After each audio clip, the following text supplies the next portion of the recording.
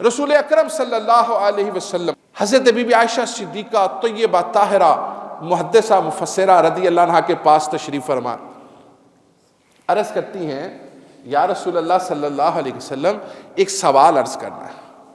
فرمایا مومنوں کی ماں پوچھے کیا کہنا ہے آپ نے؟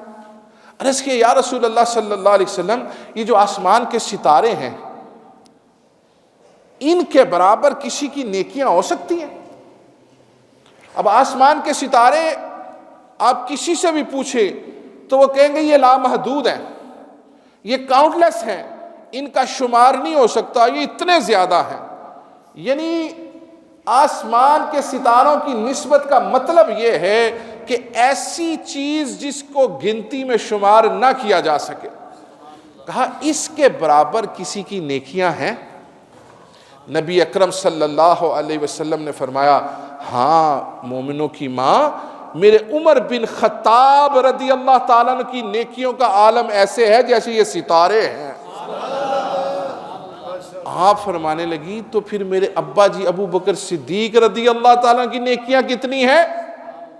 تو پیارے کریم آقا صلی اللہ علیہ وسلم نے فرمایا اے مومنوں کی ماں، غار ثور کی ایک رات جو ہجرت کے وقت انہوں نے میرے ساتھ گزاری تھی، اس ایک رات کی نیکیاں ان سارے ستاروں سے زیادہ فضیلت والی ہیں۔ اب دیکھیں دونوں کا شمار کیسا کیا۔ عمر بن خطاب رضی اللہ تعالیٰ عنہ کی نیکیوں کو بھی کاؤنٹ لیس قرار دیا کہ یہ بھی گنی نہیں جا سکتی، لیکن ساتھ فرما دیا صدیق کی تو ایک نیکی ان سے افضل ہے۔